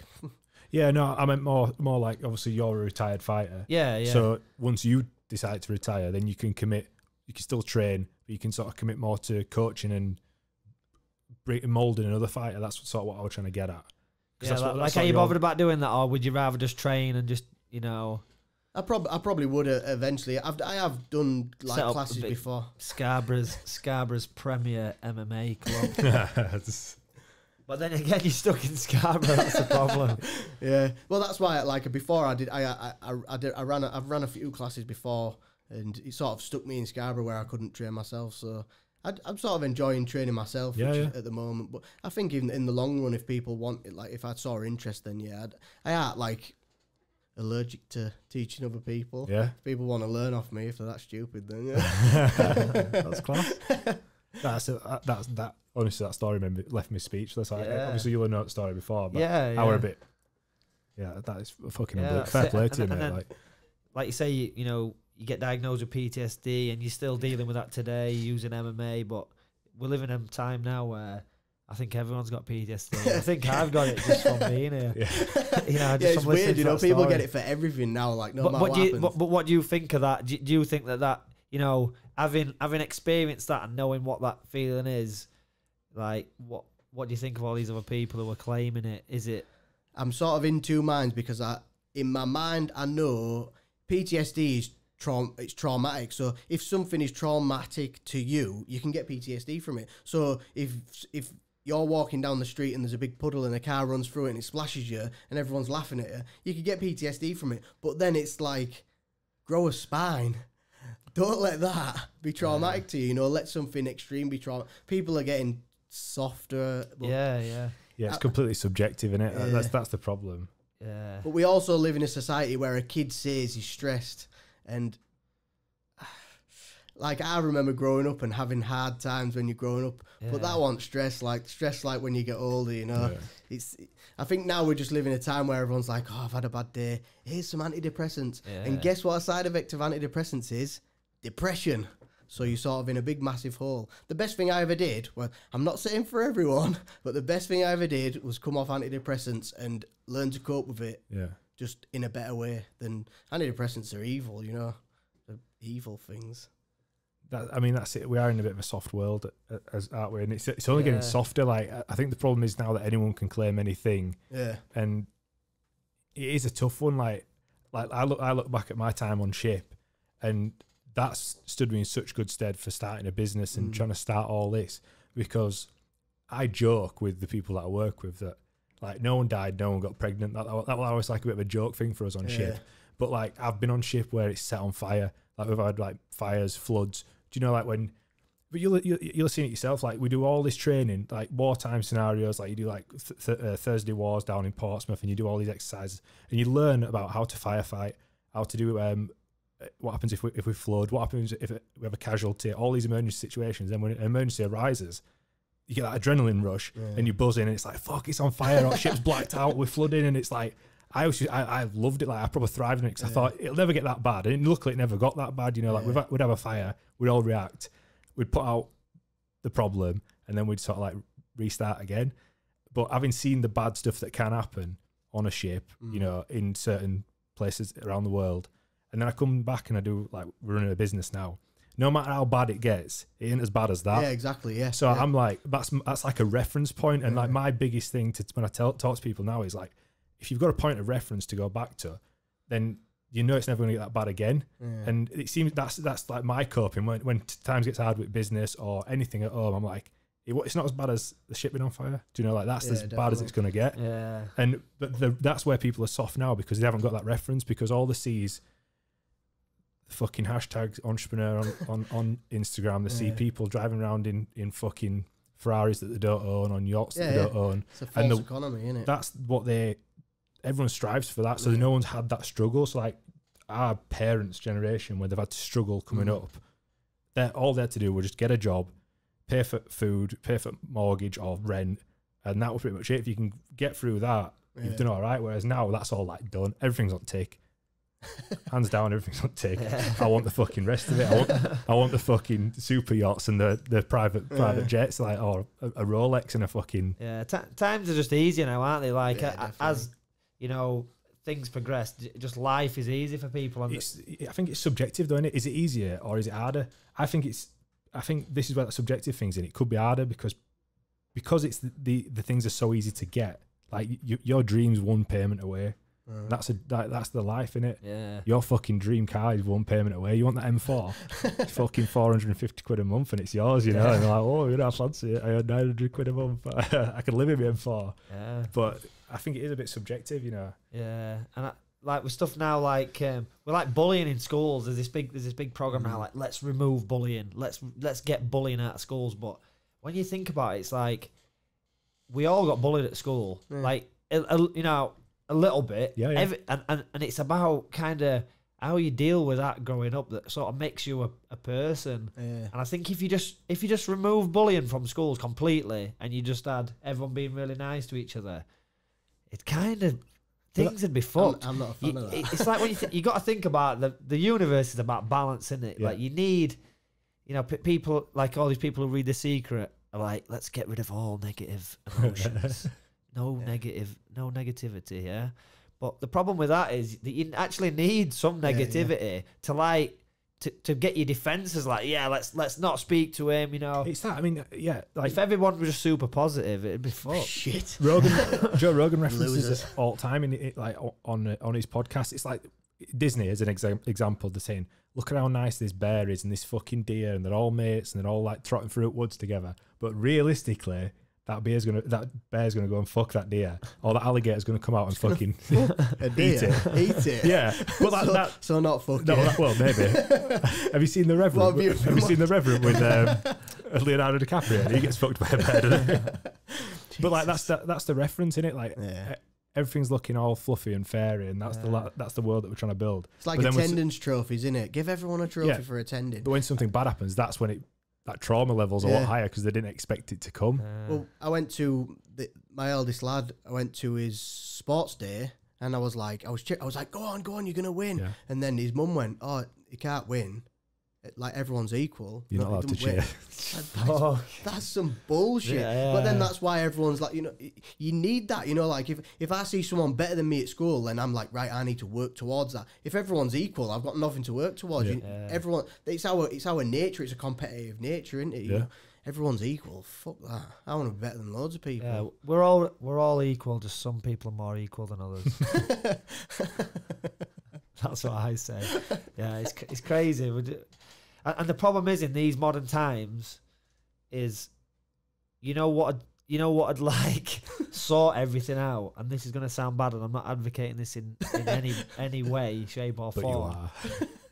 But you know what? I'd just sort all these these problems out is just a war. You know, like if you were at war, imagine like World War like II, a world war, your fucking house is getting bombed, and you're not like, oh God, you know, I feel a bit stressed at school. This homework is really getting me down. And that. Perspective. You're again, like, yeah. your fucking it brings house. unity as well, you know, like as a nation. Like, look at when the wars were on, we were arguing about who had the best hat. We're you know, like we're together. No one gives a fuck how many followers you got on Instagram because your fucking house is getting bombed. It's like, it's true. It's that perspective. It's been able to say that's how. But that's what our parents and grandparents have known in their lifetime. But they've known. But like, you know, like my grandparents are all dead now, and you know, like, you know, when I have grandkids, what are they gonna know? They're gonna be like, oh, this is life. You know, it's really tough. I can't, you know. Really tough. I couldn't afford that Gucci hat, so I'm gonna have to wait for 3 months. Oh God, it's like, I think But we are. I mean, that's what's coming next. I'm not saying a war is going to come next, but the collapse of the economy is going to be next, and everyone's going to lose. Well, everything's on finance. If everyone's on finance, where's the money? Yeah, but that's when we're going to see the struggle, and that's where the depression and the alarm bells are going to start ringing for people. Is when people do lose everything, because people will start losing jobs. There's no money. You can't get a mortgage. Like that's the next thing that's got to come, because everything's ticked up. I just, you know, like I look at like my lad now, and I'm bringing him up the way that I was brought up. I don't understand how. Like I've seen there was a woman, I think she must have been 40 or 50 years old, on TV raging about how Winston Churchill was a racist and his statues need to be taken down. As a woman, she's been through a harder time than I've been through. How can she even say that? So she's bringing up children to believe that that's right. You know, times were different then. Winston Churchill probably wasn't. He definitely was a racist, but times were different. Yeah. You know, it wasn't racism then. It was something different. Like now, everything's racist. This mic stand's black. That's racist. Yeah. There's no white stands here. Racist. No, you're right. I mean, that's where like Kevin Hart, he wasn't allowed to host the Oscars. I think it was the Oscars or one of the big awards, because he made like it was quite recently, wasn't it? Yeah, he made like it wasn't racist. It were a homosexual joke, I believe. I don't know the facts. Like fucking 10 years ago, and somebody had dug up his Twitter. But this is something that's going to be apparent in our lifetime. Yeah, somebody's going to dig up your Twitter, my Twitter from you know, retrospectively. This conversation is probably a prime example. This conversation will be out there in 10 years' time, and they'll go, yeah, Josh was a bit of a fucking dickhead, wasn't he? Remember when he said this? Yeah, he was. But at the time, we're talking about that. Yeah. And again, he brought up he made a homophobic joke 10 years ago, and then went, yeah, look, I'm sorry. I didn't mean it. Times were different. It was probably a joke. Let's just leave it there. Yeah. But no, they kept digging it up. And that's the world that we're going to end up living in. See, my problem with things like that is, if it's a joke, it's not homophobic because it's a joke. People take words literally. I was on about it with Jack not long ago, and I was saying like racism. If I say something to you in an aggressive manner, I am being racist. If I say something to you in a joking manner, I don't see that as racist. I'm not being racist. I've got nothing against you, you know. But then, so I could say something to you, and then someone else could be offended by that, which then makes it racist. But how are we being racist if we don't see it as racist? Surely this guy's the racist one because he sees it as racist. If you ignore everything and make it nothing about racist and just make it a word, it's not racist, it's just a word. Yeah, you sort of bringing light to something which makes no sense. Everything's just a word. It's just something. You know, think about times when we didn't speak, when we just used pointing and stuff. What, it was racist. Still do that in Doncaster. Grunts and clicks. Yeah. I think we should go back to that. It's easier. Yeah, definitely. That's what we assume. We'll have to do that because you can't say a girl is pretty because that's sexist. You can't do it. You can't call her a girl, mate. I don't even know what she is. Again, gender fluid. That is another prime example. Like it's going to get fucking tougher. It's a tough time that we're living now because you can't, like in the council, there can't be gender specific when writing emails. So you can't assume. You can't say sir or madam. Yeah. Jesus. So what do you say? You still can in military, can't you? You know. Can you even refer to people as humans now? Or are we? Like, I don't feel like I'm human. I feel like I'm maybe. But you can lizard. now. I'm like a giant lizard. you can refer to me as Liz. Lizzie Lizard. No, but you can identify as that now. Like, you can identify as anything. The problem is, where do you draw the line? There has to be a line, and. You know, but who draws the line? Who's important? That's why they need to just be like, shut your fucking mouth. You know, like they're not though. Like some of the stuff you can understand. Some sort of people are just fucked in the head. You know, like years ago they'd have been like, get to that mental hostel. You know, I'm fucking. I ain't got a gender today. You know, I'm gender right. If you identify as a woman, stay the fuck as a woman. If you identify as a man, stay the fuck as a man. Even if you're a man who wants to identify as a woman, stay the fuck as a woman. Don't identify as neutral, where one day you're a man, one day you're a woman. Get out of my fucking face. I think it's like it starts with in the education system, and obviously we're very PC craved now as a country, and it's getting more PC craved. But that's like fear that's put into the teachers because they want to be politically correct, so they're getting told what needs to be done. And I mean, like it's one of them, innit? Like people can identify as whatever they want, but can we set some guidelines? You know, I think well, especially with kids now, like at school, I couldn't imagine my little boy's 4 next week. I couldn't imagine sending him to school and being. I mean, like my little boy doesn't know anything. You know, I have to teach him everything about himself. So am I going to say, listen, you know, you don't have to be a boy or a girl. You can be whatever you want, and then.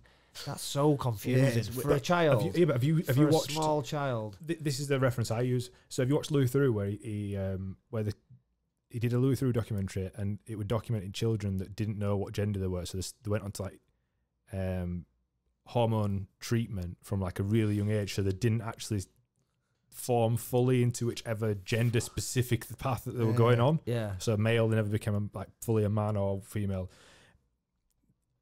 As far as I'm aware, until I was told wrong, a child can't like give evidence in court because they're not seen as like a mature brain. Is that correct? Yeah. So how can a child choose a gender before they've become of a mature age? Well, this is the way I see it. You know, like I went to school with lads who said they were straight, and it turns out they're not straight. You know, they're gay. That's fair enough, but they didn't decide that till after. You know, it's gonna sound weird, but I could probably say I'm gay, and then once I've got a man there with his schwape out and he wants to put it up my bum, and then I'm like, Jesus, I don't want that. You know, like what happens if you're a man and then you're like, right, chop my dick off, I want to be a girl, because you're 12, and then you hit 16 and you're like, Jesus, I don't like men putting the dicks in where my dick was. I want my dick back. You can't get your dick back, mate. So they need to be able to form like. Yeah, I think you're right. I think that like growing up, like I ain't got kids, so like other people choose to parent, that's their thing. But I think bringing a child up and saying, look, you choose who you want to fall. Like if whatever your preference is. But I think that there's no harm in being specific, of not being specific at a young age and letting them make their own decision. I think that'll make a better world, because I think like people that have been sort of homosexual, homophobic, that's just like we've got enough shit on us plate rather than people worried about which gender they fancy, because at the end of the day it don't fucking matter, does it? Like we've got bigger fish to fry. So I think from a young age that's something that from an educating point you don't have to be specific. But then I know of, because my missus is a primary school teacher, that when they've gone on to sort of placements into like a PGL or whatever, and there's been a gender neutral, what would you call them, like a guardian, like what people at work are like PGL. But then the kids are so confused because they don't know, is it a man or a woman? But they used to call in Mrs. So-and-so, you know, Mrs. Gudgeon, and then Mr. Smith over there. You're putting that doubt in the mind. Yeah, so then and they're saying, what's his name or what's her name? And they're going, well, they're neither, so I fucking don't know. But they are.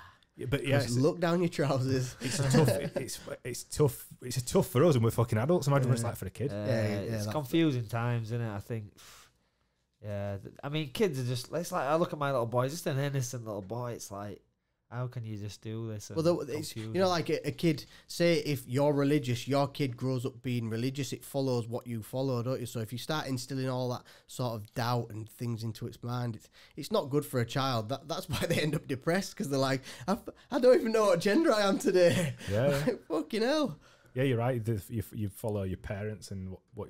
That's why I'm bringing my lad up. Like, I'm bringing him up. If he decides when he's older he wants to be gay, if you get to that age and you want to be gay, you'll be gay. Yeah. If you want to be a woman, be a woman. But until you are old enough, and I think you're old enough to decide for yourself, you're a little boy, and you're going to be an aging little boy, and that's it. You know, I ain't going to like be force it on him. You are a boy. You know, I just, as I grew up, like my mum want like, you're a boy. It's just natural, you know, you just treat him as you treat a boy. Yeah. I mean, at the end of the day, that you go back to basics of genetics. That's my argument. Like genetically, that's it. You know, what were you born as? You know, you can cut your dick off and stuff, but I think when you look into your chromosomes, I think that's the building blocks of life. Yeah. I'm sure there's diseases and stuff where that gets kind of mixed up. But yeah, we've gone down the fucking we need to get out of this fucking rabbit hole because there's gonna be people like slagging us off like these motherfuckers. They hate us. I'm pretty sure none of us have incriminated ourselves. We've voiced our open I think it's been pretty fair. Listen, if you're listening, folks, you can be whatever you want to be. Yeah. If you're under the age of 18, I advise you not to chop your dick off. Just wait. That's just my advice. So you've had a dick in your ass. Just wait. Right, so should we move swiftly on? I think we'll probably edit this part out. Oh, I'm glad you can. If you're listening to that, it's made the cut. And you'll see us all in jail. Anyway, so obviously you left the army. Most recently, we'll go back to the famous thumb. Yeah. Can you elaborate on the famous thumb?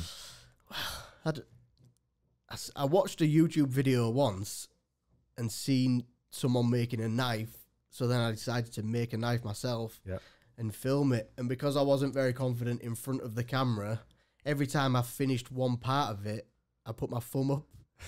So like you could like one of my older videos, I probably put my thumb up about 20 or 30 times. Like I've had people like comment on it saying, "Why'd you keep putting your thumb up? It's pissing me off. Just stop with the thumbs up."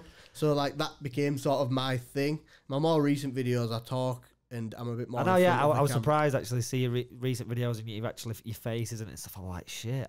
I thought it were actually better that your face never got seen. You like a stig? Yeah, like a stig on top of you. Who is this guy? Oh, you should have just had a mask on at least. And like a voice changer. That'd have been even funnier, wouldn't it? Just a balaclava and a pair of shades. I just felt like to evolve my video. Like I remember I went to the Maker Central thing where there's loads of other people who do YouTube videos. And I remember talking to all them and everyone was just like, your videos would be so... Because they met me as a person and said, your video would be so much better if you just you on your video. So like all my videos now are just sort of just me being a tit. And then making something as a tit, making a knife and being a tit. And it's sort of like boomed. Like I think I had 40,000 subscribers and then I changed the way my videos are. And now I'm at 100,000 I broke the other week and now 107,000 I've got now. Can I just say that you're actually my hero? Because like the fact that you've managed to make a living and get to be a YouTuber of over 100,000 subscribers, that's like the fucking dream.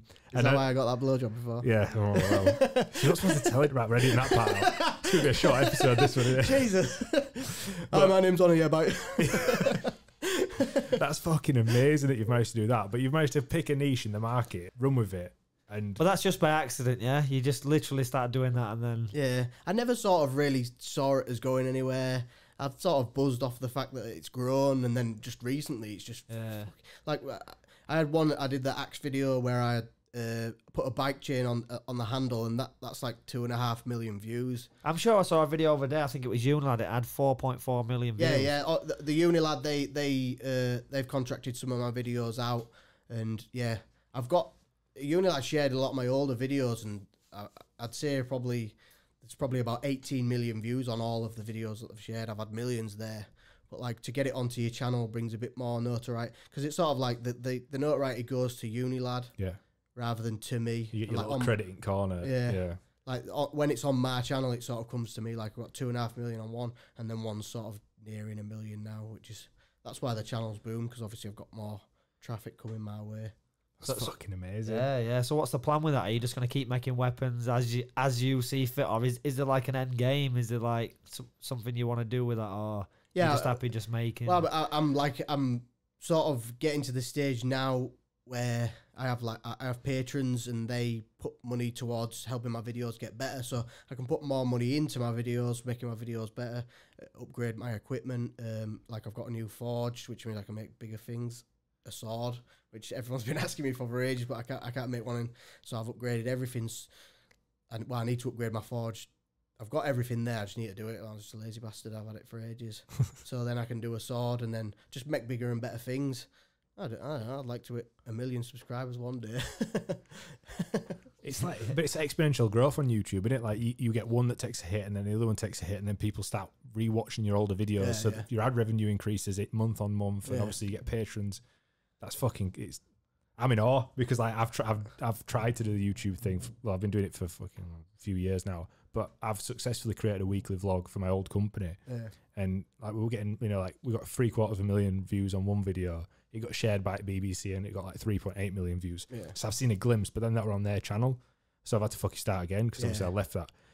And like it's such a tough thing to break, but when you break it, it's so I've been around. There's lots of channels who started when I started or after I started, and I've seen there's a bloke called Blackbeard Projects. He started, I think, just before me, and like he's broken 1 million subscribers. Like he just had doing the same thing, making weapons and stuff like that. Yeah, he's like my channel's sort of not just one niche. I sort of try and put everything up if I can, and his is like that. But he had one video did mint, next one, like I think one video 16 million, next video 12 million, next video 8 million, next video 16 million, and then that's it. His channel just like exploded. And there's loads of other channels like that who I know and speak to who've the boom, but then there's other channels who they just haven't hit that. It's that consistency, and the audience get used to the person obviously that's there. Like so that vlog that I were making, like you can go on that channel now, and you can literally. I did 22 episodes for him, and on the 20, you can see from 22, it's at like 20,000 views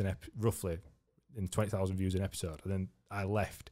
They tried to take it over themselves. It was like 200 views. So the audience is so loyal to the person. Well, you see people build a channel to try and sell it, and it don't work. No. Like it's not something you can just walk into. It's like Top Gear. All the presenters leave Top Gear. Top Gear is not Top Gear. Yeah. People want to see you and your thumb. Just people want to see this again. Yeah. But like, I suppose that's the. I've not seen your channel yet. Like this for a last minute. Oh yeah, sort cheers, of. Yeah, shit. No, it's true though. You could have lied. What time is it? 4:45. He messaged me at like 12 o'clock saying, "Right, we've got a podcast at 3." I'm like, "All right, okay." I've got 136 videos for you to watch. But have you started vlogging and that now then, or is it just the manufacturing videos that you create? Yeah, I'm sort of, because the subscribers that I have, like I've had loads of people say, "Yeah, do vlogs and that," but I think it works for bigger channels. Like if I was, say, 1 million subscribers and then I do a vlog in between a build, people would like that because you've got more people interested. But I don't think it'd be that popular. Like some of my videos, I've got different, because my channels, I try to cater for everything. Yeah. So I do different videos. So some of my subscribers will watch one video, but not like if I do a restoration, I've got a load of restoration fans who will watch that. Yeah. But then if I make a knife, the restoration guys might just not watch that. So it's a bit weird. But if I build up, I'd probably put it on there. But I'm trying to, at the moment, I'm in the process of building up my Instagram, and I'm going to start putting things on there. Like what's it called? What's your Instagram? Just Dies in Every Film. Right. Dies in Every Film. Dies in Every Film. Yeah. So like on there, I'm trying to build that up so that is my, I can send people from there, like if you want to see behind the scenes, if you want to see my daily life. So I put stuff on there like just winding my missus up or my little lad just being a twat, and I just put that on there. So people, it sort of gives you that repertoire with your fans and your subscribers. Yeah.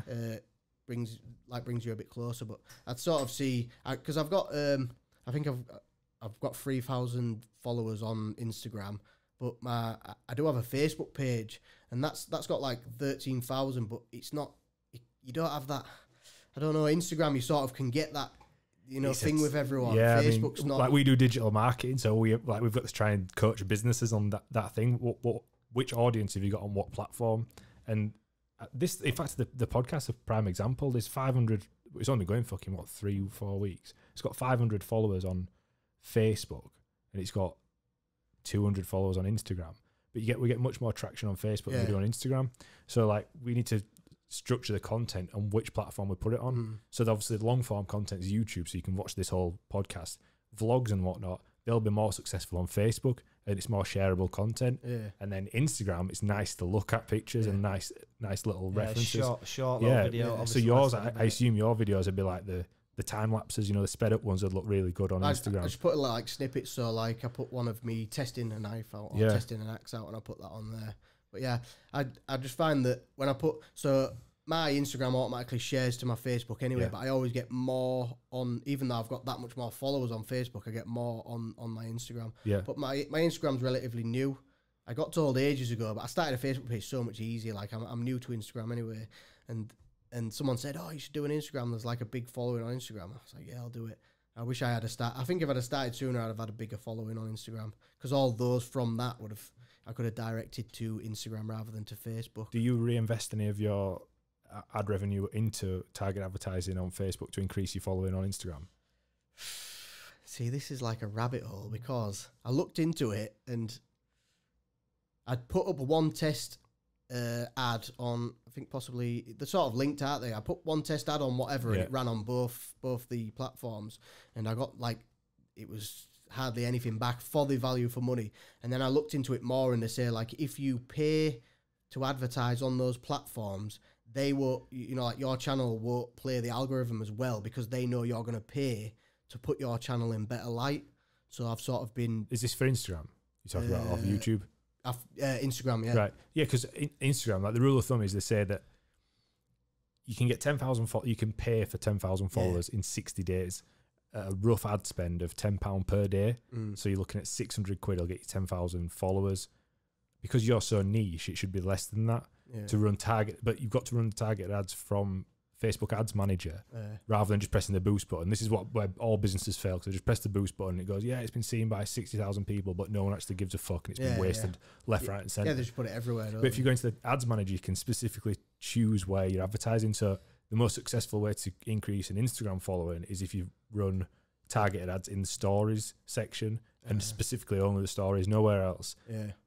And that's how you'll increase your following. So you basically pre-buy the swipe up feature. So you'd put some of your content in a story and say, swipe up to visit my profile. They'd go there, look at all your shit and go, boom, follow. Yeah, yeah. So that's how you do the targeted ads for Instagram. That's what I'm aiming for. Like, obviously 10,000. I need that swipe up so I can put my video on there. Because that's what we do for businesses as well. Like, because businesses in the arts and crafts industry or visual, like we do media, you need the 10,000 to drive traffic, but that's really that driving that traffic is either to go to YouTube because you've got an ad revenue there, or to your website to buy some shit like merchandise. So you need that swipe up feature. It is a handy thing. Like I know a few people who've got it, and a few people have actually said to me, just buy it. Like I think you can go on something and buy just. And but it's dead. That'll fuck you. It kills the algorithm for your actual Instagram. Yeah, because that'll absolutely fuck your Instagram. Even like dead followers on your Instagram now, they can kill it. You need likes to. But that's why now I've started putting my posts onto my story. I always get I'll probably get 500 people watch my stories, and then the most I get on. Well, I've had 500 people like my posts, but you know, that's not every single post. So I try and put my posts into my story for people to. Sort of, it just keeps everyone. New post with an emoji of it. Go check it out. It's a picture of him naked, just blurred out penis. I think in a few of my videos, I've forged in my pants, which did quite well for some people. I've got quite a big gay following on YouTube. I can see why. One of the funniest things about on his channel, if you look at any of his videos, the funniest thing is just the hater comments. I think I watch most of his videos just for the hater comments at the bottom. Like there's the recent one he restored. Is it a World War II or World War II helmet? Yeah. So he gets that. Gets this whole rusty helmet, and he polishes it up. Polishes his helmet. There's a good video of him polishing his helmet. And polishes it up and paints it and makes it all new, and everyone's just like, you fucking ruined it. Should have left it how it was. You've ruined history. Yeah, you waste of space. Some of the comments are bad. So I try and post them into my story on my Instagram. Like everyone goes off it. Everyone loves it because they're just like, I've never seen anyone just post the people ignore it. Like I know so many channels which like, oh, if I get a troll, I ignore him. But I'm like, why?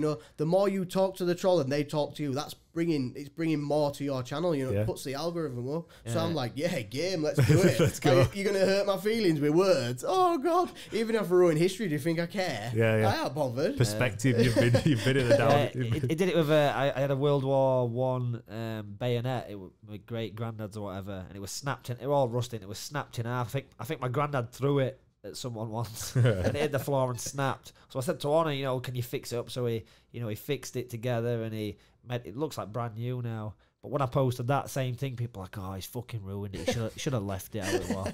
I'm like, I just wanted a fucking bayonet. You know what I mean? I don't want to sell it. I don't want to give it to a museum. I just want a fucking working bayonet in my house. That's all I want. But people who watch that video, like Unilad ones were the best. Like the comments on Unilads were like the best ones. There's so much hate, and I like it. Like I thrive out of it. Just watch it. Someone called me a hipster, and I was like, surely a guy who ruins a helmet is not a hipster. Like a hipster's gonna save that helmet. But they don't understand. Like that helmet, it was a civilian issue helmet or civil defense in England, like in the country, and there were. Like they had billions of them. Not everyone got to use one, and they're thrown away by the dozens. I bought that cheap, and I sold it for more, putting more value on it, even though people say I devalued it. And you know, like I didn't ruin it because it was going to go in the bin. The guy was like, either selling it. If no one had bought it, he'd have thrown it away. So I bought it. Yeah, you're just restoring it, you know. The thing is, I think like the key is that you've got haters, so you know you've made it. Yeah, like that's the main. All my popular videos, I get so much hate on it. I love it. That's like, fucking class. I've made the skeleton knife, and everyone's like, "That's a shit knife." Cheers, mate. Have you ever made a knife in your life? No. How do you know it's a shit knife? That knife's shit. Good. Yeah, like you're not a proper knife maker. You didn't forge the metal yourself. I watched Forging Fire the other day, and they forged a knife. You cut that one out. It's not real. It's like, it's fucking metal, it's a knife, just shut the fuck up. I like making fucking knives. Leave me alone. Don't fucking watch it. Yeah, exactly. Well, I put to one of the guys the other day, he put like, it was the fucking worst whatever minutes of my life. And I think I put a Deadpool mask on and I was sweeping up my shed and he was like, and what's with the Deadpool shit? It's fucking shit. Why do you do that stupid shit? And I was like, well, thanks for watching anyway. Yeah. I said, you still watched it. Like, why do I care? Yeah, like if you're watching a knife making video and after like a minute you're like, oh, this is not for me, you just turn it off. Yeah. People seem to the watch trolls, it. you know, like they're there to try and put people down. They don't have a clue really. To get some traction over to their channel, that's what it'll be. The motherfuckers. You know, funnily enough, every single one who's ever tried to put my channel down, I always click on them. There's never anything behind. It's just like, so they don't even have like a picture. It's just like some fucking letter. It's maybe the same guy. It's probably you. It could be. 2000. Listen, I'm bored. That's what I do. I actually wouldn't be surprised if you did that. Actually, it upsets me when I reply to them and they don't reply back because I just want like, I like getting a rise out of them. You know, they'll start by trying to rise out of me and then I say stuff back to them and then they come back and they're full of hell because I haven't reacted how they want me to react. It's like weird people who message me. I've posted a few online. I always get these weird messages like, you know, just pops up like, hi. Can I wax you? Yeah. That guy wanted to wax me. One guy wanted my socks. One guy wanted me to kick him in his balls. I'll pay you. Come and kick me in my balls. How much? Yeah. But sounds like it. I've had a few recently, and I try and like converse. I'm like, I just start talking. You know, ask me how my day is. Oh, you know, my day's great. Where you from? I usually tell them I'm from the Shetlands or some weird obscure place. And then it just carries on. But the recent ones I've had, they've not played ball. The guy who wanted to wax me, I'm like, yeah, you can wax me, but I want to see what your hands look like. I'm like, send me a photo. I just wanted a photo of the guy's hands because it's just funny, isn't it? I'm like, just send me a photo of your hands. And he's like, no, that's weird. I'm like, you don't know me. You're messaging me asking to wax my whole body. I said, I just want a fucking picture of your hands. And he's like, no. Oh, fuck off then. But he's been onto a few people at the gym. Oh yeah, we do have his name now though. So what's his name? Call him out. Come on. Yeah, I need to get your phone out. What you need to do is, if you're listening, you need to follow Danny Mitchell MMA on Facebook because it is the funniest thing. Like how often it happens is quite alarming. It used to happen more before. I used to get these mad messages. Now it's just like I like the ones where they want money.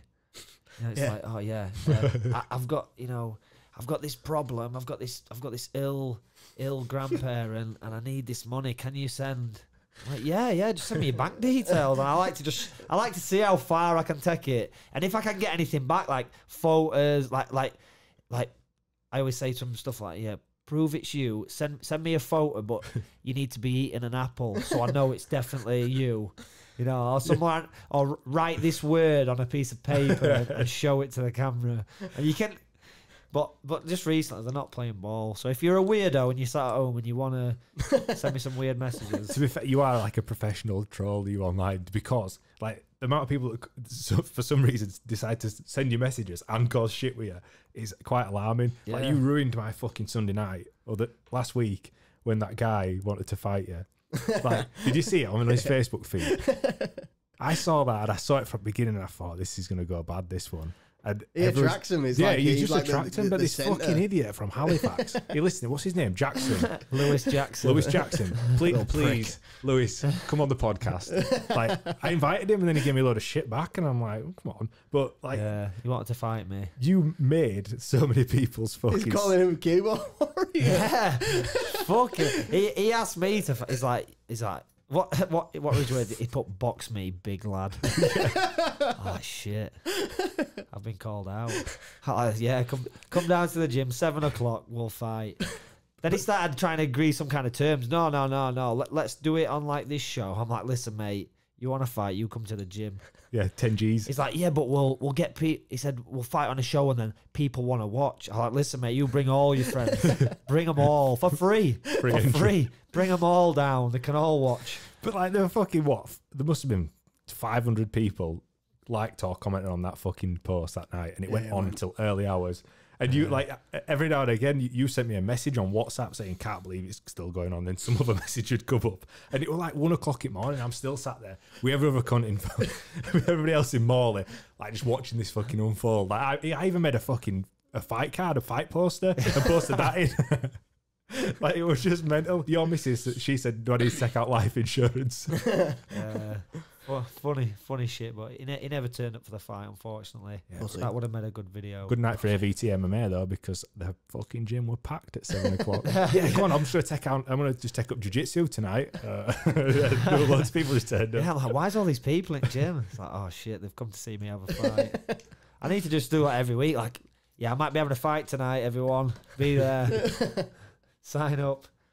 Members only can watch. Fucking mental. So what's next for you then? Obviously, grow the channel even further. How do you see the future panning out for you? That's probably the hardest question you've asked me all day. Well, we've been down many rabbit holes. I'm seeing if we can drag this out till fucking like 3 hours. Make it like a Rogan podcast. Fuck them guys that are in after us. Jesus, just need to smoke some weed, eat other shit. I don't know really. I sort of like. It's like one of the things. If the channel dies now, then it just dies. But I'll keep working on it. If it goes further, then it goes further. Yeah. I'm sort of a chilled out guy. Easy going. Yeah, really. Yeah. I love it, man. I think it's fucking quality. Well, I think some people just take it too serious. You know, like, some people are like, "Oh, my channel's shit. No one gives a fuck," and they're like, "I'm just gonna quit." Like, just quit then. Yeah. Just quit. If you don't want to do it, quit.